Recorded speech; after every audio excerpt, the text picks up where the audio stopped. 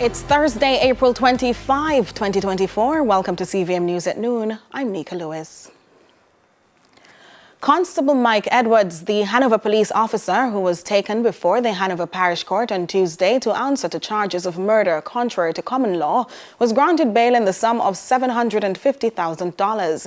He was charged on Monday for the fatal shooting of 24-year-old Avado Samuels, otherwise called Pew Pew, unemployed of Mount Pleasant. Pew Pew was shot and killed at a wake yard in his community in March last year. Constable Edwards is scheduled to reappear in court on June 4 for a hearing. Samuels' elder sister, Michelle, says initially the police lied about the situation. He's a good child. So when they now come on social media and talk this and talk about my brother, pencil up then talk. Because me no grow no battalion in my house.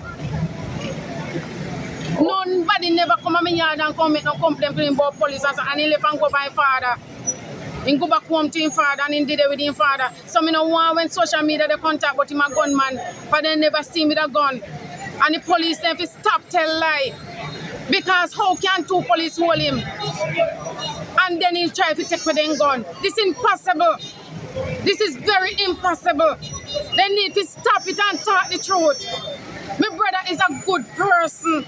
You kill him on his nephew funeral day and expect you to go tell Pierre lie. As conversations surrounding the handling of reports to be tabled in court continue, some authorities say members of Parliament must be aware of the laws guiding the tabling of reports.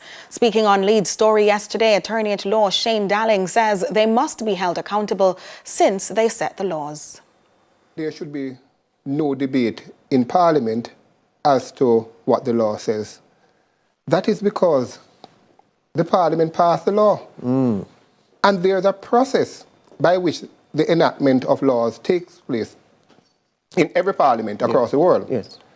There are joint select committees, there are debates, and persons discuss the legislation. The purpose, the intent of the legislation is within the realm of Parliament. So the parliamentarians themselves know why they pass a law. It is the judges and the lawyers and the citizenry that gets into the debate as to what Parliament truly intended. Even if that is not what Parliament intended, we may, in court, decide that that may be the spirit and the reading of the legislation. But Parliament itself ought not to be debating what they pass. It should be the clearest place it should be, is inside the Parliament. Education Minister Favour Williams on Tuesday embarked on a somber tour of the Irwin High School in Montego Bay, St. James, where a student died tragically at the hands of another. During her visit, Minister Williams emphasized the urgent need to combat the normalization of violence within school environments. She stressed the importance of fostering a culture where conflict is resolved through discussion and violence is not tolerated. Here's Celine Campbell with more. Taking over the media for the past weeks are vicious scenes of raw, unchecked hostility, devoid of remorse, with students mercilessly pounding, stomping, and stabbing at each other. The violence, seemingly encouraged by students themselves, has led many to question what's wrong with the nation's children.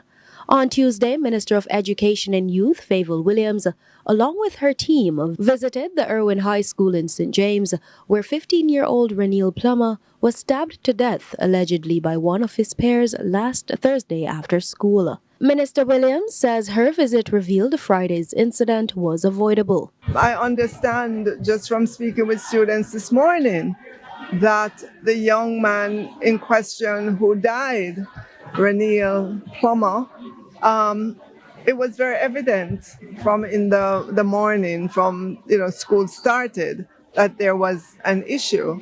And in those situations, that's where we want our deans of discipline or guidance counselors to be very aware and to step in. Saddened by the tragedy, Williams commits to offering support to both families, as she reminds the alleged attacker is still in custody. The student who did the stabbing is behind bars. His life, his freedom is uncertain at this moment. He is only 15 years old. So we have to ensure that whatever the outcome, that he too is provided for in terms of his own psychosocial, so that he can deal with the life that he is going to be facing. Meanwhile, among those present was Member of Parliament for St. James West Central, Marlene Malahoo Fort. The MP criticizes the normalization of violence in society and its infiltration into schools. We can't be desensitized to it and just say, "Cho, I know nothing," as I've heard one or two of the students say. That is even more painful for me, to hear them expressing themselves in ways which show that they have become desensitized to the violence which lead to the taking of lives, because it happens so often. In the meantime, the Education Minister is encouraging students to speak out against violence. However, she admits that at times the plight of students is ignored. Minister Williams reasons this as a gap that the ministry ought not to overlook. Celine Campbell for CVM News. A section of the mustard seed community in St. Anne was transformed into a free medical camp at the weekend, catering to some 120 people, among them 59 Haitian orphans. At the end of the day, it was mission accomplished for the organizers, the medical teams, volunteers, and stakeholders. Unfortunately, by just being born the way they are, these children fall among the low tier of society. Not all parents have the unconditional love to move past a disability, so many innocent babes are abandoned, dumped in places where they could be easily unnoticed, left for dead.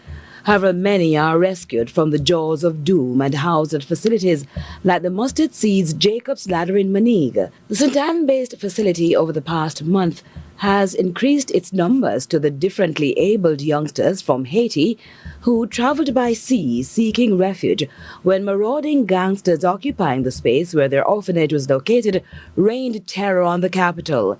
Having fled literally as they were, despite initial medical screening when they landed and were welcomed here in Jamaica, there remained a void. For instance, they were not able to bring their medical history. So that's something that is very important to us as Mustard Seed, as custodians of these children.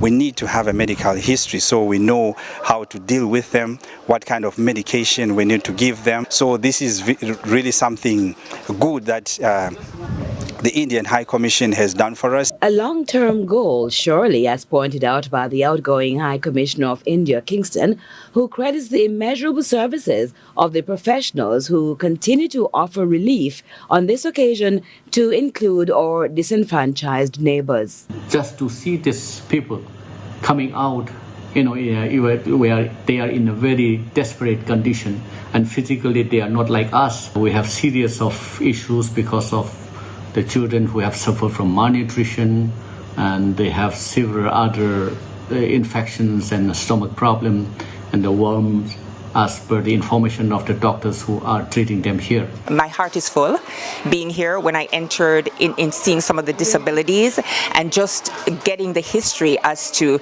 the children that are being seen now. It was a collaboration with every entity, government, a lot of volunteers in getting the children here. The story behind it is just mind-boggling, but it happened and we did it. Jamaica, we did it. I think this the camp that we have had cannot be measured in terms of money, in terms of value, how much we have given. I would simply say that this is an invaluable service that our doctors and pharmaceutical companies and all volunteers involved, including other stakeholders. CVM News at noon returns after this break.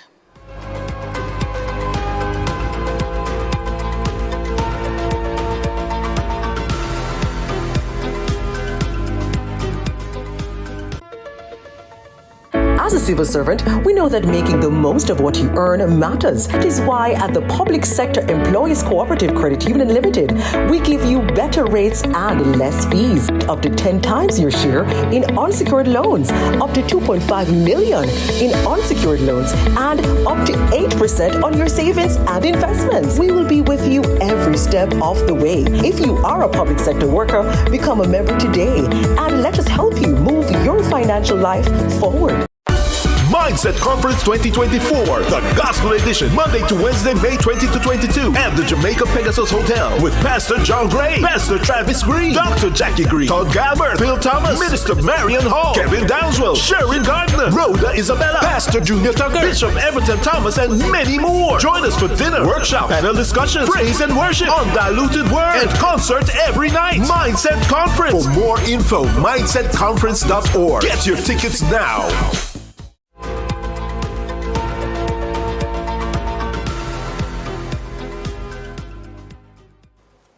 Welcome back. It's now time for our discussion segment, and today we're talking about a major issue that has seeped into our discourse. The mothers of two teenage girls are outraged following their expulsion from a high school in January over a video which showed the two girls kissing. But according to the St. James High School Board Chairman Christopher McCurdy, the board did not authorize their expulsion. It was solely the principal's call. And while the Ministry of Education awaits findings from the school board, some have denounced the handling of the situation. To explore this matter further is Executive Director of Jamaicans for Justice, Michael Jackson, and Policy and Advocacy Manager at Equality for All, JA, Nicoy Wilson. Ms. Jackson, Mr. Wilson, welcome and thank you for joining us. Thanks for having me. All right, we begin with Ms. Jackson. Have you seen the video and what do you make of it? I haven't seen the video, and to be very honest, within the broader context of what is happening, I'm less concerned with the content of the video, but the process by which the decision was arbitrarily taken by the principal. From what we have gleaned, however, and based on an initial conversation with one of the parents, it would suggest that it is a mere kissing of another child that would have led to this injustice. I hasten to point out that that particular action is no ground for a child to be expelled from school. I want the public to count with us. January 16 to February 16, 1 month. February 16 to March 16, 2 months. March 16 to April 16, 3 months. We're nearing the end of April. And to date, you have one child, the second child involved in this incident, still out of school, being denied her education, being denied access to due process. That is very problematic when we're here lamenting about the state of our education system, the state of violence within our society. Yet we have a principal who acted so unreasonably so with moral judgment that is now seeing a child being denied access to education for close to 3.5 months. Well-thinking Jamaicans should be upset and should be joining the call for reinstatement of this child. And I really, normally we're hesitant to say this, but to be very clear, we are recommending that both mothers pursue legal action in this regard. Unjust. Oh. Okay, well, Nicoy, I want to bring you in on this, Mr. Wilson. We're talking about equality for these children, but perhaps even for their parents and those who have been impacted by this matter recently. You heard from JFJ's head just now that legal action is recommended in this instance. What do you say about the principal's handling of this particular matter? Well, just to say it is very unfortunate that this has happened once again, where we have an educational institution basically, being a god unto themselves and deciding that a child cannot attend their institution for a very arbitrary reason. The student's right to education has been violated. And again, even though the principal acted independently of the board, I have to reiterate that there needs to be some change to how education institutions are operated, because the education regulations of 1980 empower them to basically do what they want, irrespective of what the ministry says. And so that is something that needs to be looked on from a policy perspective. Well, I read the Gleaner article today, and some words were allegedly used by the principal. And I must condemn those words as homophobia, because it is basically looking at a video of two girls kissing. The word, and I will repeat the word that was used to describe it. It's very unfortunate, and it continues to perpetuate the view that persons who, participate in same-sex intimacy are not equal to those who do not. The law does not prohibit same-sex intimacy among persons, among females. And so if not, his expulsion of them, he doesn't have a legal ground to do so, because legally, what they did is not prohibited. All right, we're up on a quick break, Mr. Wilson, so hold that thought. When we come back, we can finish. We're taking this break. Soon come back.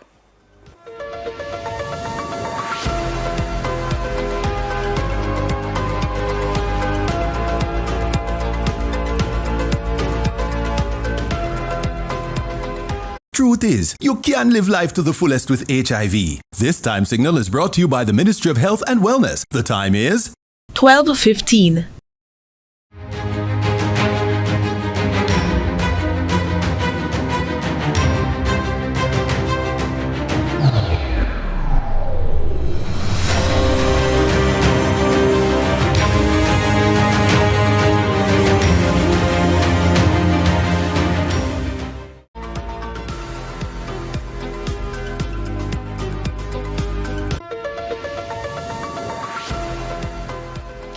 Welcome back to CVM News at Noon. It's our discussion segment. We're continuing that discussion about the 2 female students who were expelled from a St. James school after they were seen on video kissing. Now, we have joining us for this discussion Nicoy Wilson. He is the Policy and Advocacy Manager at Equality for All Jamaica. Nicoy is still on phone, and we also have the JFJ's head, Mikkel Jackson. She's the Executive Director on Zoom. So welcome back, ladies and gentlemen. Mr. Wilson, you were continuing that dialogue about the lawfulness of the handling of the situation as per the principle and the regulations from 1980, I believe. Right. So yes, there was no legal ground for the children's expulsion.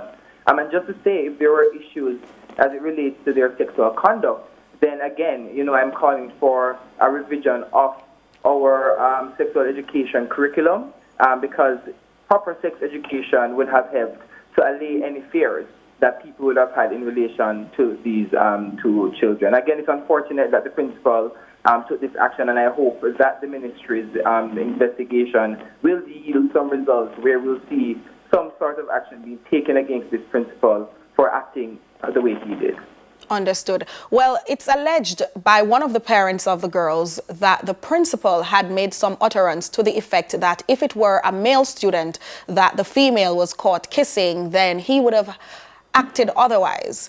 Firstly, Ms. Jackson, what do you make of such a statement, and what are the implications for such a suggestion? I really do believe that leaders ought to put aside their own moral judgment and their own biases when it is that they ought to be acting in the best interest of the child. Mr. Wilson is absolutely correct. There was nothing unlawful about what the children did. And I hasten to point out that this was an opportunity, again, to ensure that you have the comprehensive sexual education being taught in schools, being taught in a way that there is no shame, no moral judgment, and the principal clearly acted contrary to natural justice. Now, I want to add very quickly that there is another matter that jumped out to me in this very context here. Nicole made mention of the education regulations, which was passed by way of the Education Act. Now, the regulation, and I take it to Regulations 30, is very clear that there are procedures that ought to be taken, moving from suspension. There are particular days that the principal can impose. I think there's a maximum of 10 days. Within that particular period, a report ought to have been written and taken to the board. Upon taking that to the board should investigate. If the board needs more time, the board can only impose another 5 days for suspension, and the board can also say, let me reinstate that child with or without reprimand. Only with the board's approval can we even get to the stage of an expulsion. And within that process, it allows for the child and the child's parent or guardian to appeal. So by circumventing the board, natural justice was avoided. Very important. Well, should we at this point be addressing matters of adolescent sexuality